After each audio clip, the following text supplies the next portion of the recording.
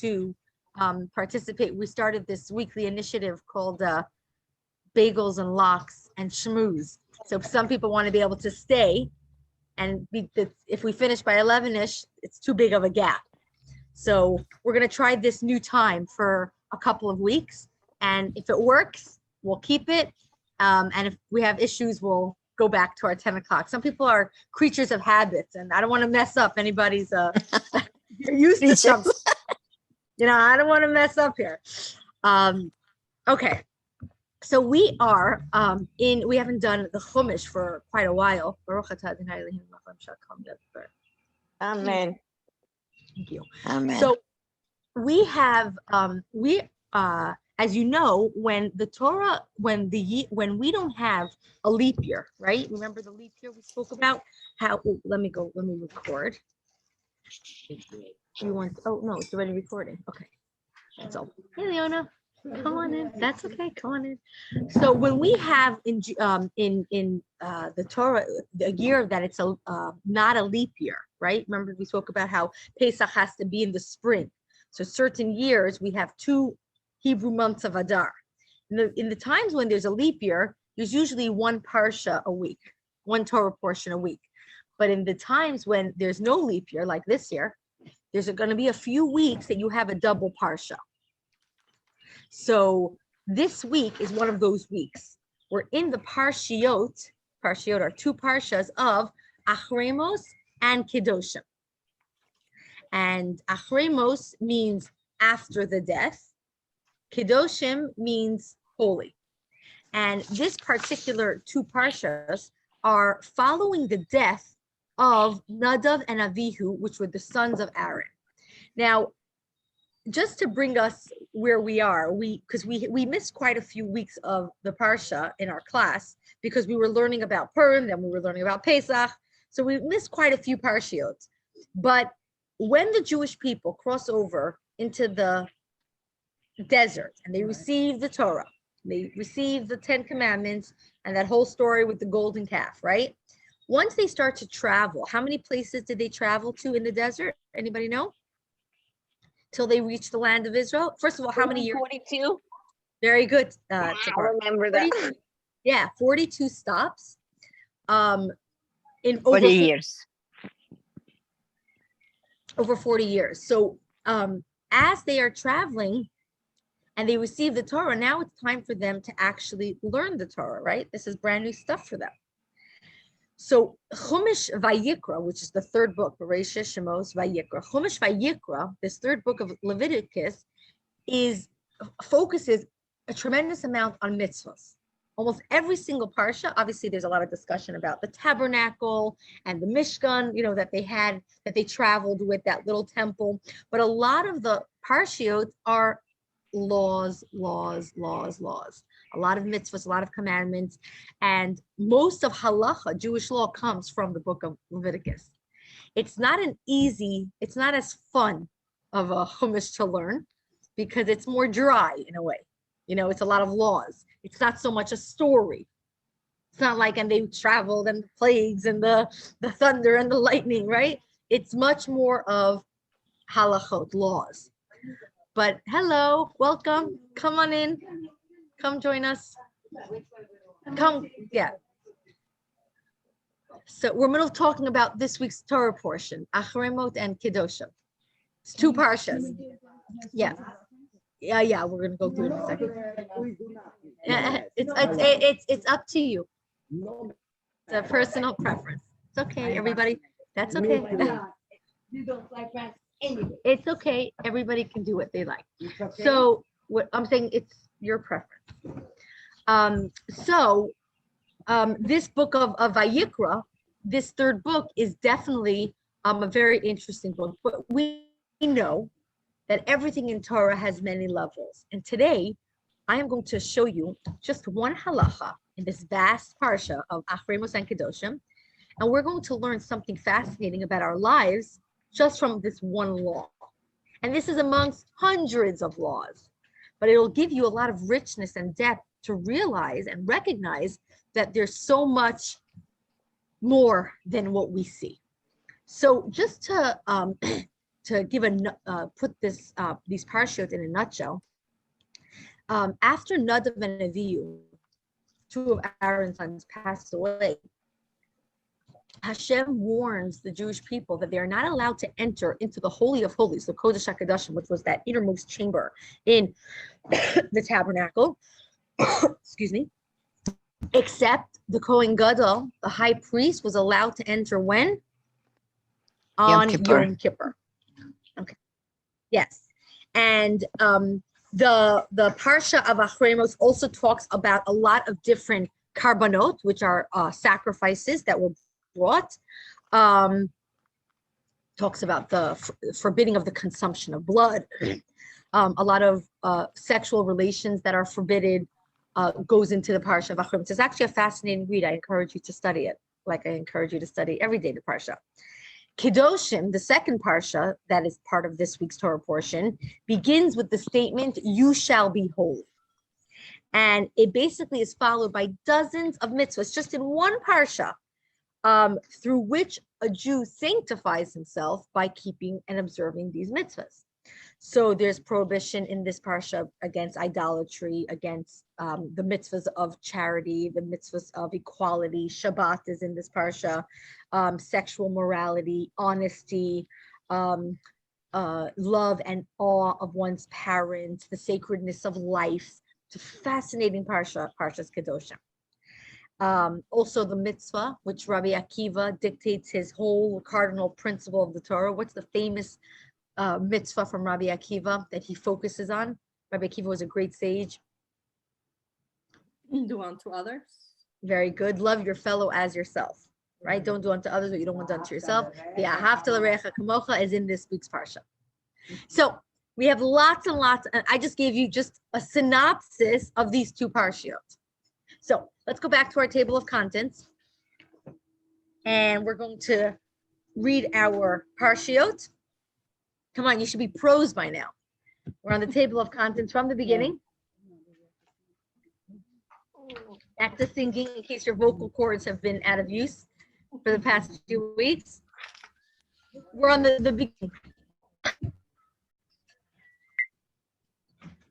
All right. Bereshis Noach lech lecha. Come on. Vayera Chaya Sarah toldos. Bereshis Noach lech lecha. Vayera Chaya Sarah toldos. Vayitze. Vayishlach. Vayeshev. Miketz. Vayigash Vayechi. We're in the table of contents. Right there. Yeah, right there. Elaine, you're on it. Turn back. Go back. Yep. No, the other way. That's it. See? They're the very beginning. All right. Let's go to book number 2. Hold on a second. Let's get that out of the way. So we're on book number 2, Shemos. Shemos va'era bo bo bo. Let me show them. Bishalach Yisro Mishpatim.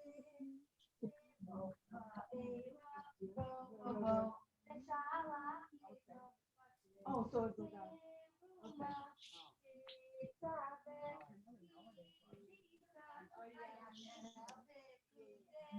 Hey, I'm just walking around showing everybody where to point. We're on book number 3.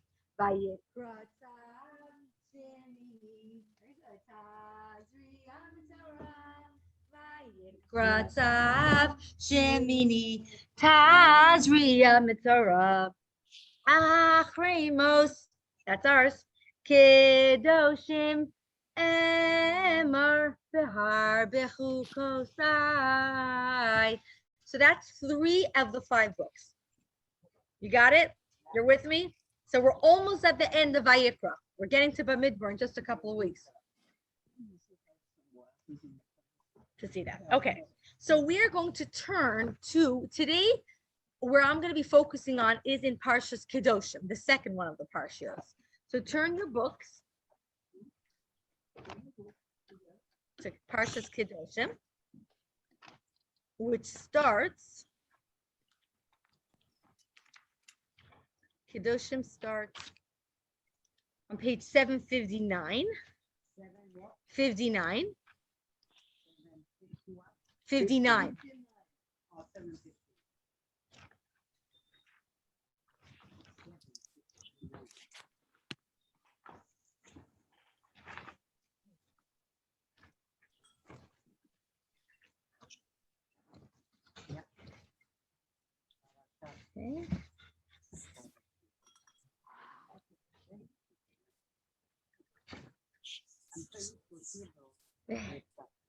Always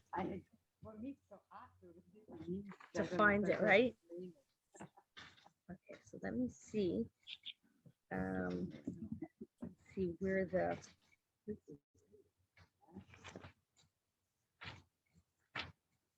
I'm looking for a specific law. Now, if you look in Parshat Kedoshim, you start to like skim through the pages. See how many mitzvahs there are?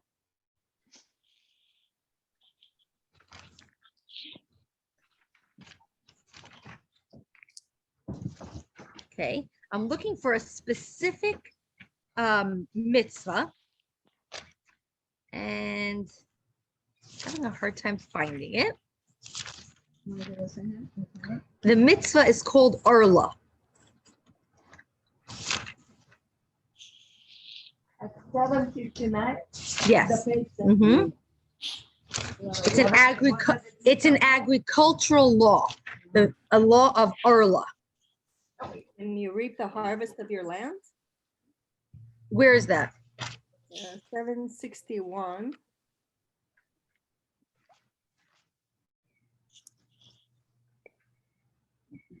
So that's the mitzvah of Shikha and Peah.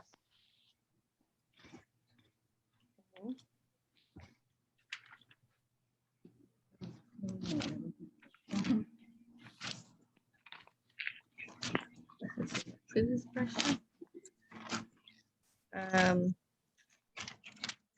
I'm having a hard time finding the source, but I'm assuming. No. Let's see.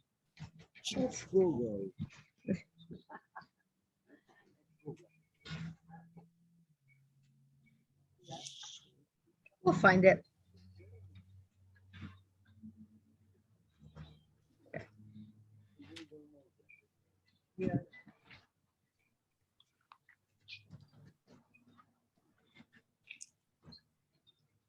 Looking for the source. 19.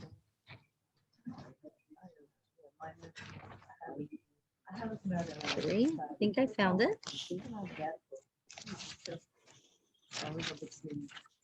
I found it. I didn't. Yes, I found it. I did not want to teach you this without finding it inside. It's so important to find the source. It's on page 769. What is it? 769. Forgive me. Chapter 19, verse 23. Forgive me for the delay. All right. So we are. Here we go.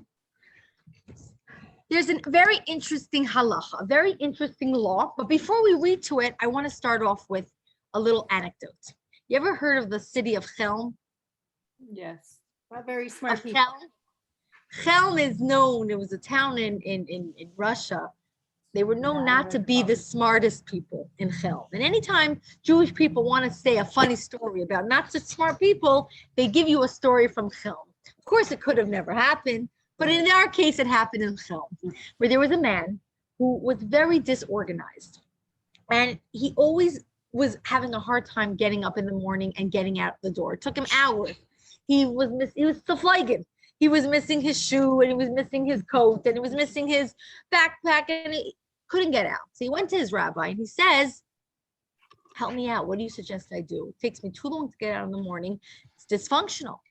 So the rabbi says, take a paper the night before and write down a list where everything is. So when you wake up in the morning, you just have to follow the list. It'll take you no time. So he goes the night before and he writes down the coat is in this closet and the shoe is on this side of the bed and my toothbrush is on this side of the bathroom. A real Chelm story. And he looks at himself and he says, and I am in my bed. Comes the next morning. It's a Chaya. It's unbelievable. He goes and he is able to find everything. He finds his shoe in the right place. He puts his shoe on. Chick-chock. He's ready to go. He goes to the last thing on his list, find himself in his bed. Goes to his bed, nowhere to be found. Checks on top of the pillow, checks under the pillow, checks under the bed. Going crazy. Takes him 3 hours. Nothing doing. He goes back to the rabbi. He says, what did you tell me to do? You tell me to write everything out. Now it takes me triple the amount of time. Now, listen, you could end the story in any way you like. But hopefully by the end of today's lesson, you might answer a little bit differently. In this parsha of Kedoshim, we learn a fascinating mitzvah called the mitzvah of Arla. Have you ever heard of this mitzvah? You heard of it? Okay. Let's read it inside. Verse 23 on page 69. know that. You've heard of it before? I even wrote it down somewhere. When you come to the land, you should plant any type of fruit tree. Its fruits will be consistently restricted from you. You will be restricted from its fruits for 3 years, and you may not eat it. In the 4th year, all of its fruits should be holy, only to be eaten in Jerusalem in praise of God. In the 5th year, you may eat its fruits. Observe this law in order to increase the tree's produce for you. I am God, your trustworthy God. What's the mitzvah? Can I have a napkin, please? Yeah. Oh, is there one here? Yeah. It's okay. Thank you so much. What is the mitzvah? What is the prohibition? Has anybody here? I know Gittel, you plant trees. It's very hard, this one. It's a very hard thing, right? What is the mitzvah? When you plant a tree, you are not allowed to eat from its fruits for the first 3 years. It usually doesn't give fruit, and if it gives fruit, it's not the best fruit. However, this is the law. Comes the 4th year, take the fruit. What is it? Comes the 4th year, we take the best of the fruit, the ripest and the best. We go up to Jerusalem. Now you're like, wait, what if I live in Venice, Florida? Hold on. We go up to Jerusalem and we bring it as what's known as Bikurim. We bring it to the temple and we give the best of the fruits to Hashem. It only could be eaten in Jerusalem. And then in the 5th year, then we could start to enjoy the fruits. It's not a realistic. Rachla says not very realistic. Now, we need to understand that the laws of Arla apply anywhere in the world with the temple and without the temple. Today, my uncle in Israel owns a fruit and vegetable store. I remember when I studied in Israel a while ago, I had these conversations with him about, all these things that come up because these are halachas that they need to take care of. Now, what's the difference between living in Israel and not the land of Israel? It's like this. If you come into a store and you're in the land of Israel, and there's a question, what's known in halacha and Jewish law, a suffix. There's a question if the fruit is from Arla or not. That means it's from within that 3 years. You are not allowed to eat it if it's questionable. Outside of Eretz Yisrael, outside of the land of Israel, if it's questionable, you can eat it. If you're sure that it's Arla, whether it's in Israel or out of Israel, you absolutely cannot eat it. This is the halacha. It's so in Chutz La'aretz, in outside of the land of Israel, there's much more of a leniency. In Eretz Yisrael, you'll see there's much more stringency, like the laws of Shemitah when the land rests. That's another halacha. When I studied in Israel, that was the year of Shemitah. So we were only able to get fruits and vegetables from our Arab neighbors. And interesting, we weren't allowed to get fruits and vegetables. This time, I don't think it's matter because. But it could be he got it in. So that's what I'm saying. If there's questionability within the land of Israel, let's say he knows he doesn't necessarily trust the person it came from, or he knows the field that it came from. No, within the land of Israel, it's not okay if it's questionable. Outside the land of Israel, it is. But regardless, this mitzvah of Arla is very interesting. Why? Why this? I mean, every mitzvah we know is a mitzvah from Hashem. But if we want to explore a little bit more, what is the meaning behind this mitzvah? It's as follows. The Sefer HaChinuch, which is one explanation, explains that it's really not healthy for the body. That actually eating the foods of fruit. I'm not sure Gittel or somebody is not on mute. Bella. Oh, Bella, you? No, I'm going to mute you and then unmute yourself if you have a question. Is that okay? Because I hear background noise. Yeah, please do that. Yeah. But unmute yourself if you have something to tell us. So number one, it's not healthy. That's the first thing. It's not healthy to eat from those first 3 years.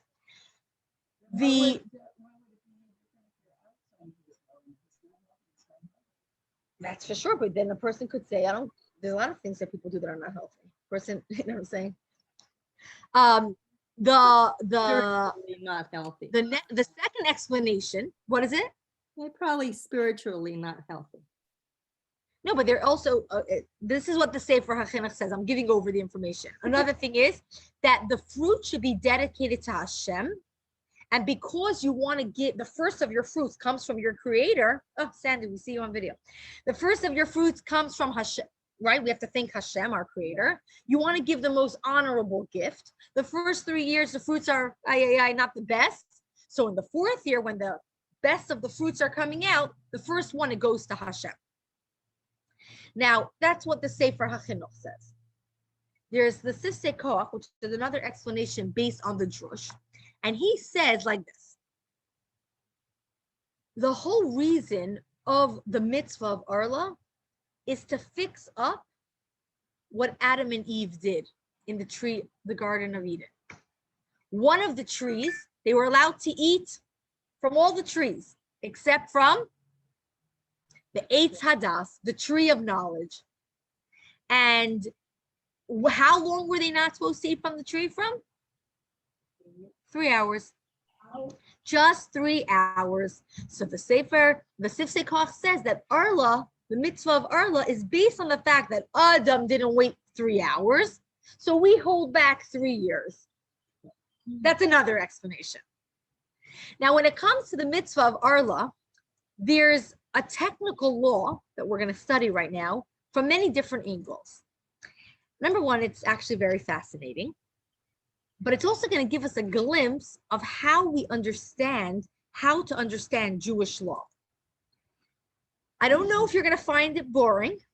I don't know if you're going to find it fascinating, but I encourage you to hold on tight because it's going to understand it, complex, and understand yourself. Let's do it. Okay, so there's a Mishnah, right? The Torah tells us, and the Talmud expands on all of this. I don't have the Talmud in front of me, but this is what the Talmud says. Ready? When it comes to Arla, I'm going to read it to you. Listen carefully. If a sapling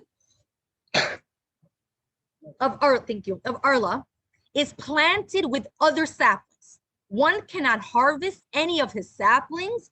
If they were harvested, they can be nullified. You understand a word I just said? No? Okay. Let me explain.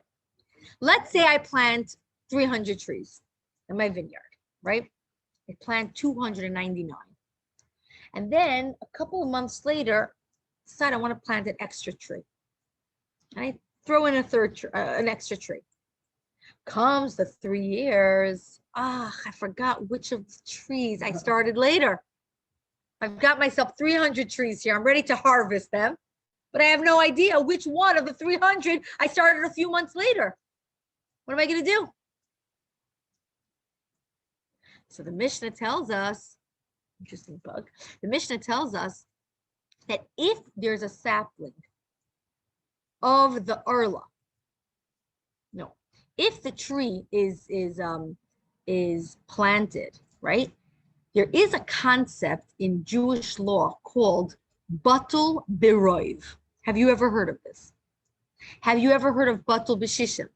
Yes. Do you know what the word batul? What is batul b'shishim, Gittel?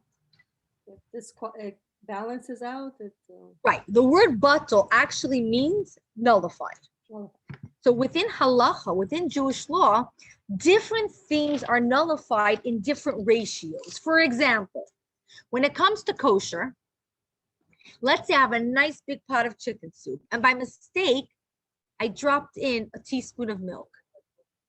If the soup, the meat soup, chicken soup, is 60 times more than that drop of milk, it's batul b'shishim. It's nullified within the 60. You don't have to worry about it. You could still have the soup, even though you're not allowed to mix milk and meat, but it's 60 times more. If it's 60 times more. If it's 60 times more. 60. It's called batul b'shishim. Shishim means 60. So if something is batul b'shishim, 60 times more, it gets nullified. It overrides that. Now, there's different ratios for different things. When it comes to cheruma, there's 1 of 100. When it comes to the ratio of arla, the Mishnah tells us 1 of 100. If it's 100 times more than the actual thing, it's not a problem. But here's a question. When I put the milk into the chicken soup, does batul b'shishim, does this nullifying of the 60 work if I say, oh, here's a tablespoon of milk, I like the way milk tastes in chicken soup, I'm going to dump it in, but batul b'shishim, it's not a problem. It's 60 times. Halacha, Jewish law tells us absolutely not. It only is batul b'shishim if it was unintentional. If it was by mistake, and then you're like, uh-oh, what am I going to do? Then you have this halacha applies. But if it was on purpose, doesn't apply. So the question is, we have here a halacha. The halacha is as follows. By the way, when it comes to arla, it's not 1 over 100, it's 1 in 200. 200. That's the ratio for the mitzvah of arla. Different mitzvahs, different things. If you're looking at your trees and you forgot that you planted that extra tree, you have 300 trees right in front of you, and you begin to harvest, right? You begin to remove all the fruits off the trees, and then you're like, oh my gosh, I forgot that I planted that one tree. What do I do now? Halacha tells us, Torah tells us, if you have the nullification of the 1 to 200 ratio, don't worry about it. If you forgot. But if you're looking at your trees and you're like, oh my goodness, I have no recollection which of the trees I planted earlier. What am I going to do? Before you harvest, you have to give it up. Okay. There's an element there, but we go even deeper than that. So what we see over here, yes. Now, when in Israel, okay, all the well-known for citrus fruit, all the fruit, vegetables, amazing in Israel. Okay, they're planting a fruit tree, an example. So they wait actually 5 years to pick up the fruit. Not to pick up, yes, yes. I'm 70-something years old, and it's a great crop. I mean, It's unbelievable. today, something new. Good, Baruch Hashem, that's good. No, I'm be honest. I That you never even knew that, thought yeah. about it. It's a And lot. it makes sense I because just planted 2 fruit trees. I have to wait 3 you years. better. Well, now that I know, I can do it in a year. That's right. That's right. Now that you know, when you know, you know. Yeah, yes, yes, yeah, ripe, exactly. Because it's that really has all the fruit, all the Right. juice and all the- Right. Yeah. Makes sense. Yeah, of course. Lots of sense. So wait, we're not done. Now there's a question. Rashi asks a question. Okay, we're going a step further. What's the difference if it's batul or not batul? If it's an apple or a tree? In other words, if I have a box of 200 apples and one of them came from the early tree apples. If it's 200 apples, it's 200 apples. What's the difference? If I knew, I didn't know. So Rashi tells us like this. If the sapling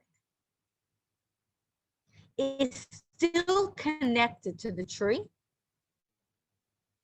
it cannot be nullified. Before it's harvested, the saplings are connected to its roots, it cannot be nullified. Only once it's harvested, Rashi tells us, that means that it is detached from its organic source, they're not connected, then it is a numbers game. 200 for this, 100 for that. You understand? If it's already harvested, then it's not a problem. It's buttle immediately. But if it's not harvested yet, can't do it. So if it's pre-harvesting, when the sapling is connected to the tree, no such a thing as buttle. No such a thing as the ratio. The minute it's harvested, okay, it's a number, 200 to 100, whatever it is. This is the law. This reflects a very deep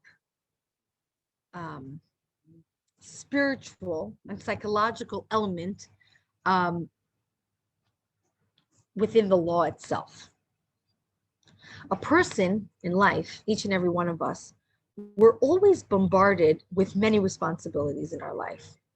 It could be responsibilities, it could be relationships. I mean, if you look at, sometimes you look at somebody's calendar, you can get a headache just looking at their calendar, right? Which means that some people, when they are overwhelmed, not some people, most people, when they are overwhelmed, they lose a little bit their equilibrium, right? When a person feels overwhelmed by life, they lose sometimes their equilibrium of being in touch with themselves, right? For example, you could be at, for example, a simcha, let's say your child's wedding, right? And it's a happy occasion, one of the happiest days in your life. But there are pressures that overwhelm you. If it's stupid pressures, right? Like that person didn't take a picture with me, or financial, right? Stupid things, or the sushi guy didn't give the right amount of food, or even financial, whatever it could be. That unfortunately a person won't be present fully at a time where they should be fully present completely at the most. This can happen if a person is feeling overwhelmed. Have you ever had an experience in your life before where you wish you look back at that time and you were more overwhelmed than you wanted to be? And you look back and you're like, what a bummer, what a pity that I wasn't completely there. But it doesn't have to be specifically at an event. It could be at any point in your life where you felt a little bit off balance. What caused you to be off balance, if you think about it? And if there's anyone sitting here that says, I have no idea what you're talking about, this class is not for you. But I'm sure that there's every single person in the world, every single person, that's just the way Hashem created us, has had moments in their life where they felt off balance. They felt that their equilibrium was off center. It could be a difficult time in their life, a tragedy. It could be just the overwhelmingness of life, right? So, and what happens at that time, different voices come into our head, voices of insecurity, voices of doubt. And the Mishnah is telling us the following. If you are disconnected from your source, just like that sapling, which is disconnected from its roots, and it's now just an apple in the box, then it's just a number game. You yourself will cease to exist. But if you're connected to your source of who you are, we're talking about pre-harvesting, there could be 1 million trees around you trying to overwhelm you, telling you that you should be melting into the pot, just like be like everybody else, to give up who you are. But just like Jewish law says that when you are connected you can never be batal. You can never be nullified. And to their source can never be overwhelmed by outside forces. Because you don't define yourself by what's on the outside, you define yourself by what's on the inside. That's another thing I'm saying is when a sapling is young, it's young versus old. So it has a potential going forward, whereas the maturity, whether it's an adult or a fruit, is done. And so potential can be anything. Absolutely. when it's young. That's why raising children is such a powerful experience, because everything that happens to a child when they're young molds them for the future. It's like that young sapling that can be molded in every form. Absolutely. So what we see over here is that what is the key secret of bittul in halacha? Bittul means nullification. What is that key ingredient? Is that when a refugee falls into a melting pot, right? It gets lost. In a sense, this is also like our history, right? Throughout history is that if we are affected by the voices of, let's say, social norms or cultural norms, right? By outside voices that tell us this is the way it has to be. It could be something as simple as fashion. It could be something as simple as culture, or it could be even a value system or an opinion. But those voices come from outside, or they come from within ourselves, but those opinions within ourselves are really influenced by outside views. These are voices inside our hearts and inside our minds that make us crazy. That's what causes us to be not centered, not grounded. If you want to find what is the source of why a person feels not grounded, it's because they're not connected to their source. Literally. When you are not connected to your source, you feel that shakiness. And in truth, if you look at halachic truth, you do. You become nullified because you lose that power. But when you're grounded, when you're connected to your roots and to your source, you never ever have the ability to be batal. You never have the ability to be nullified because you're connected to who you really are. And what's interesting is that it doesn't mean, by the way, that like, life isn't stressful. I mean, if you ask any I don't know any Jews that don't complain, right? It's in our DNA. You ask a Jew, how you doing? I don't know, how you doing? Look, now I started a new diet. Now my stomach hurts, my back hurts. I just had surgery. I'm gonna have surgery. It's the reality of the Jew, right? But it shouldn't be. But by the way, you're right in the sense of it's no in the sense that like if you ever asked a Jew how no Jew's gonna tell you, oh, how you doing? Perfect. Yeah.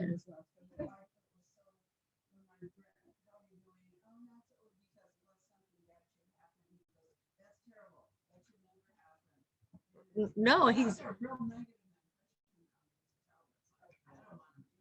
well, that's wonderful, because I'm going to get to that. But I was saying, if you ask a Jew, how you doing? If they say not too bad, maybe they won $1 million that day. Not too bad. But really, we have in our minds cultural norms of how you should complain, what you should do, what you should be. But if you're connected to your source, you don't have to listen to those outside voices of what should be. Absolutely. I'm just making light of it. So that's why, by the way, when Hashem tells Avram, the first Jew, first in Parshat Lech Lecha, Hashem says, Avram, Lech Lecha me'aretzecha. I want you, he tells him to leave his birthplace, right? These are one of the 10 tests that Avram had to leave. Very interesting in the wording of Lech Lecha. He says, Lech Lecha. Go Lecha, to you. What do you mean go to you? Go with you. Go, like leave. What do you mean go to you? You're leaving. What do you mean go to you? And the explanation on this is, many Mefarshim, many commentaries explain how Hashem was telling him, you have to go to your own roots. You need to go back to who yourself. Person needs to be connected always to their tree, to their source of life. And by the way, we each have different sources. Yes, we all come from Hashem, but each tree has its own roots. And every tree has its own unique roots and its own unique mission. And while the earth connects all of us, before Avram uprooted himself, Hashem is telling him, go to you. If you're going to remember where you come from, you'll never truly be uprooted. You know, my grandmother, I just had this, I just remembered, a couple years ago, she wrote a Sefer Torah. You know that one of the 613 mitzvos is to write a Torah. And not physically to write it, but to hire a sofa or someone to do it. Many people don't do this mitzvah because it's very expensive.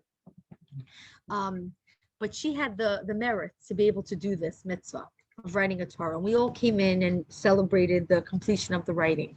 And on the back of the writing on the mantle, I have to get the Yiddish words, but it says something to the degree of to hold on to your mother's, it's very loosely translated, like to hold on to your mother's apron or something and remember where you come from. That was I have to get the wording. That was the message she wanted to impart to all her descendants, to remember where you come from. Because when you remember where you come from, you know where you're going.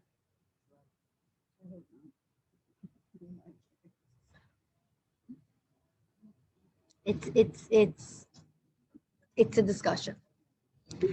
So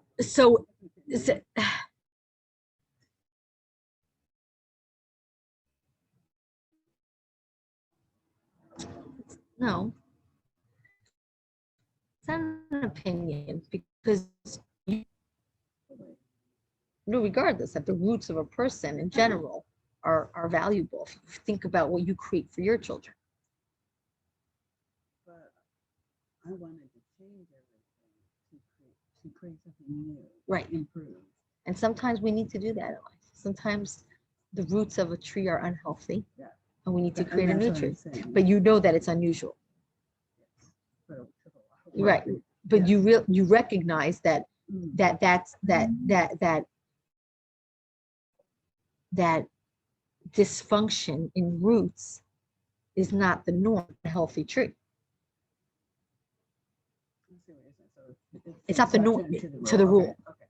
So the rule is Right. If you think for about it. everybody else. Right. For the world, for in general, if you look at a healthy tree, you agree that the roots are valuable. You know what I'm saying? But no, not at all. Not at all. I think it's an important point. And it's a good point. And some lucky souls are chosen for that. So I want to share with you a story that I heard that personally moved me.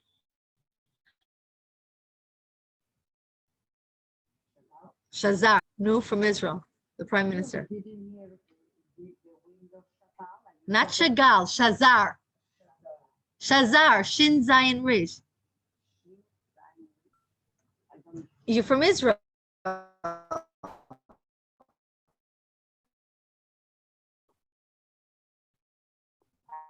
know. Was he the first prime minister? I think he was the first prime minister. No, first president of Israel, I believe. No, they're all the places, the prime minister. So he was where did he come from?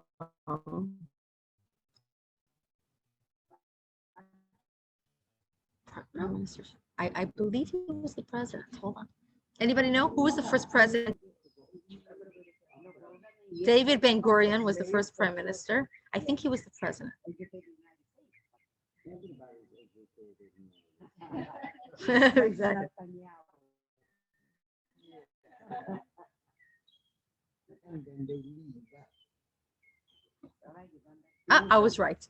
The first president of the land of Israel. So he was the first president. I thought so. President Shazar, he came from a town in Russia. He was one of the first pioneers. This was, we're talking years ago when he was, when Israel, Palestine was still under the Turk, Chalutzim, exactly, was still under the Turkish Empire. And he was one of the Chalutzim, one of the pioneers that says, we are going to rescue the land of Israel. We're going to build it up from scratch.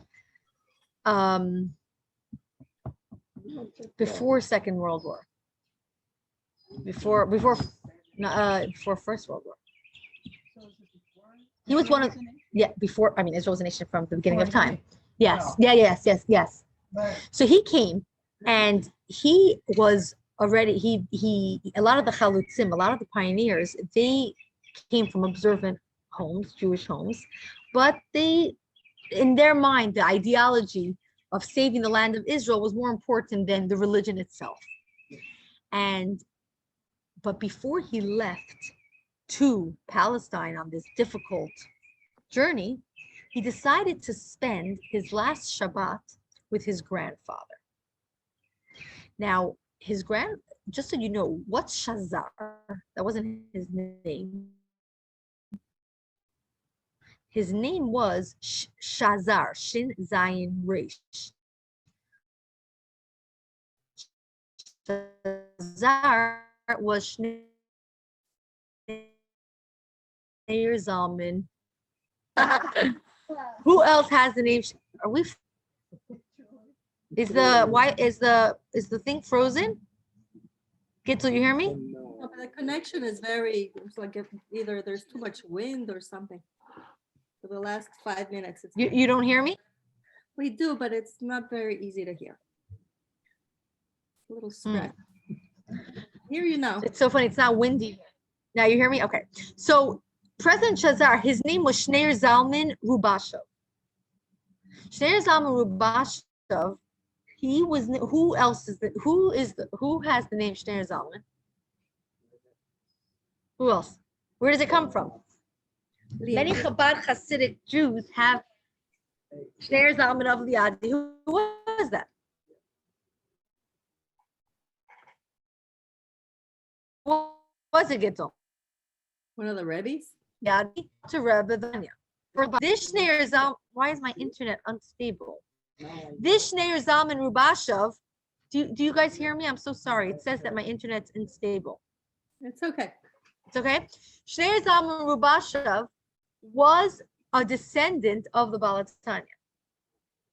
And he was named after him. His family descended from Chabad Hasidic roots. Now, he decided not to observe Torah, but he decided to spend this last Shabbos with his grandfather. And his grandfather was a Hasidic Jew with a long white beard. He lived in the city of Demir. You ever heard of the city of Demir in Russia? And he had an unbelievable Shabbos. He was completely immersed in the holiness of Shabbos, completely disconnected from the mundane of the weekday of the world. And he had a wonderful, wonderful Shabbos. After Shabbos, he goes to there was like an area where they had horse and buggies to take them to the next train station. It was like a little shtetl where they lived. And his grandfather walked him to where the horse and buggies were. He was a young 16-year-old boy about to catch a train, to take another train to another very long journey to get to Palestine. And he turns to him and he tells him, he says, you should know that in life, there are 3 types of songs. One is a song that you hear, you love it, but a few months pass and you don't remember the song. Then there's a type of song that doesn't leave you. It stays in your head like a mosquito. Like you just can't get that song out of your head. And then there's a song that you love It's not annoying, but whenever you need it, you're able to call upon it. He said every person is connected to a song, his grandfather tells him. If it's a song that you love, but you can't remember it, that's not your song. If it's a song that nudges you and is annoying you and is in your head all day, that's not your song. But if it's a song that you love, that you can call upon it at any time, that's your song. And each of us are rooted within a song because in general, music, as Kabbalah explains, is kolamus halev, is the pen of the soul. Every person has a song that is their root, where they come from. And he tells him, he says, your name is Shneir Zalman. Your roots are from the Alter Rebbe. The Alter Rebbe composed a niggin, a song known as the Daled Bavos, a very holy and powerful song connecting to the four supernal worlds. For those that study Tanya, Atzilos, Bri, Yitzira, and Asiya. The song goes like this. I don't know if you've ever heard it. It's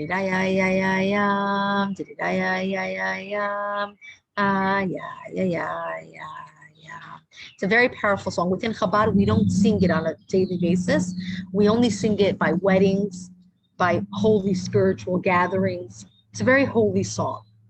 He says, this is your song. And I want you to remember that we have deep roots in Chabad Hasidic tradition. And you're going on a journey, he tells Shazar. And if you are unable to remember the song, that means you've gone too far from your roots. So he gives him this message, and he ends off the exchange with he gives him a quote of halacha from Maimonides, because anytime two Jews depart, they should always share a halacha. He gives him this halacha, and he goes on the journey.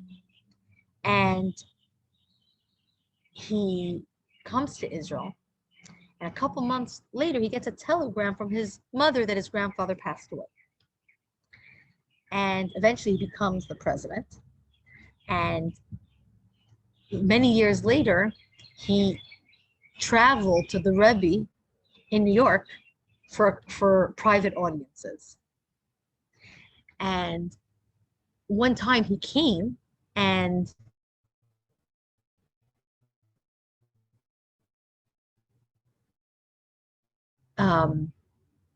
by this 8-hour gathering. And the Rebbe started this niggin that his grandfather told him about, the Daled Bavos. You see Shazar sitting there, he looks like he's in a completely different world, a trance.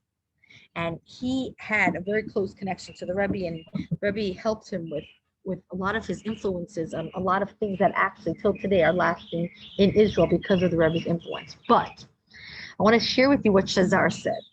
Shazar said that he's had many crossroads in his life where he had to make, as a president, many decisions.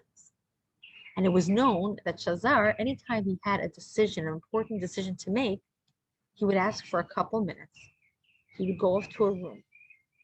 And he said, if I was able to remember the niggin, remember the song in my mind, I knew I was making the right decision. But if I couldn't remember the song, I had to rethink and reevaluate where this decision was coming from. This is what he shares. But does the song have words? This particular song doesn't, but everybody has their own song. Everybody has their own niggin. And in truth, that every person has their own song, their own roots, their own mission. You know, why do people check email first thing in the morning? But worst thing you could do, by the way, is because people's days are defined by what others think of them. But if I'm giving you an example, is that the Torah teaches us that the first thing we need to do in the morning when we say Moda'ani, we thank Hashem for giving us back our soul, is we need to realign ourselves every single day with our roots. We need to realign ourselves with our roots first thing in the morning, remaining loyal to our core. And for each and every one of us, that's something else. as a Jew, that means our connection to Hashem, our connection to Torah and mitzvahs, connected to our mission. Why are we put down here in this world? What am I going to do to make this a powerful day? And only then can we step into the world with an inner confidence that we won't falter by other influences. We won't be buttle. We won't be nullified by anything else in our lives when we have that core aligned and strong on a daily basis. And keeping connected to our core, it takes work. It takes mind work.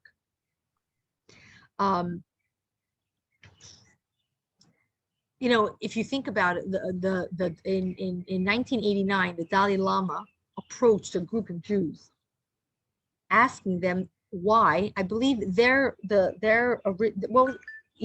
that was their taken over by the Chinese. You're familiar with the boot? Yeah, no, I'm saying he wanted to know why, how the Jews survived such a small percentage. Do you know how many percent, what percentage do Jews make up today? Wait, How what? much? No, less. Do you know that the Jewish people are less than 1/4%? According to the laws of bittul, of nullification, we should not even be known. We're less than 1/4%. According to the laws of nature, the laws of bittul, we should be like in smithereens. Like what are we? But is that true? No. No. The reason the Jew is still standing today is because we've never detached from our roots. We never allowed ourselves to be harvested. We never allowed ourselves to be detached from our inner core. And as long as a person is attached to their core, they can never be nullified, ever. This is true. You know, and what's interesting is that the mitzvah of Arla, going back to our original, I just showed you one line in the Chumash. The mitzvah of Arla, which is the idea of fixing up what Adam, right? He didn't eat from the tree for 3 hours, so we don't eat for these 3 years. What we're really doing is, what happened when Adam ate from the tree? What happened that all of a sudden Hashem turned to them and he said, Adam, Chava, Ayeka. That was the first thing Hashem told Adam and Chava when they ate from the tree. What does Ayeka mean? Where are you? He says, where are you? Hashem didn't know where they are. There was, for the first time, a misalignment between their inner and their outer. So he was asking them, where are you? What's your essence? What's your core? Where are you? What are you doing? That's why, for the first time, they felt their nakedness. They were ashamed. Why? Before that, what happened? There was no dissonance between their outer and their inner. They were completely in sync. Their godliness and their body, there was no limitation. But when they ate from that tree of knowledge, all of a sudden there was that misalignment of both. And that's why they felt shame. What's shame? Why do they feel embarrassment? Embarrassment is when you're not true to yourself. Embarrassment is when you're not connected to your source. A person who's connected to their source is not embarrassed, not ashamed. They feel confident in who they are. So this mitzvah of Arla does exactly that. Of Arla was to fix up what Adam and Eve did. This idea of Arla is basically realigning the inner and the outer. And that's a question we need to ask ourselves every day, not just on Tu B'Shvat, the birthday of the trees. But this is one lesson, just one lesson we could learn in our lives from one mitzvah of the 2 parshas we read this week. So we all need to ask ourselves, how do we realign ourselves with our core? What's throwing me off balance in my life that's making me feel whatever it is that I'm feeling? For some, it's depression. For some, it's fear. For some, it's sadness. For some, it's apathy. Person needs to feel alive and present and connected. If you're not feeling that, why? What is not aligned in our life? What are you not connected to? And just like the only difference is when it comes to a tree, once you cut off the tree, it's hard to replant it. But we know within ourselves, you can always just zap back to your core, zap back to your roots. I was looking at like driving a car. If he didn't completely correct the steering wheel, he would go crash straight into something. It's just a fact. Right. But this is not about correcting. This is about going back to, Correcting our mental Yeah. thoughts, correcting, it's not just behavior, it's every moment is constantly steering the ship. yeah. Yeah. But it's also, yeah, right. But here's something, food for thought, that I'll throw at you. And that is, that could be exhausting. But if we're connected to our root, it sometimes happens more seamlessly. Our minds will Ye- constantly. True. We have to bring our minds to harness it. Almost like a horse. Yeah. Horses and minds, they're just friends. But no, it's a good point. But this focuses more on the bigger picture of connecting. When you connect to your roots, everything in a sense becomes easier. Certain questions fall away, certain stresses fall away. Doesn't mean life is perfect, but it helps us to realign ourselves and to move forward. On that note, I wish you a wonderful week. And we will continue next week, God willing. We're going to continue classes up until we start our summer camp, which is the end of June. And then we'll resume after the summer again. Are we keeping 10:30? For now, yes. For now, we're going to keep 10:30. If there's any changes, I will definitely let you know. Any news about Lag BaOmer? Are you having the bar? There is, we're not having any celebration here in Venice for Lag BaOmer. My nephew is getting married in New York. Yes, thank you.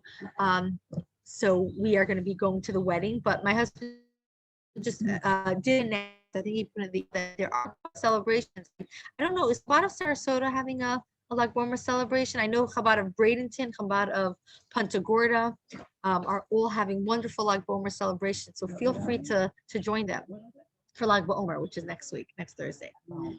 I'll send you a link to read up on it. Yes. Hi, Maya. All right. That's that. You're welcome. No, not at all. It's good. Good to hear good questions. So now I'm not allowed to eat my food. Ah. I just granted Two. Come on, Rachla, 5 years. My girlfriend, she's very, whatever. She knows that- What type of fruit trees did you plant? And I knew for a year, if I did the snow, it's 4, 5.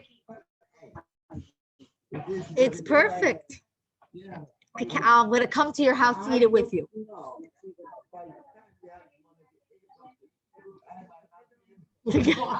I'll come help you. Yeah, it is a long time. Yeah.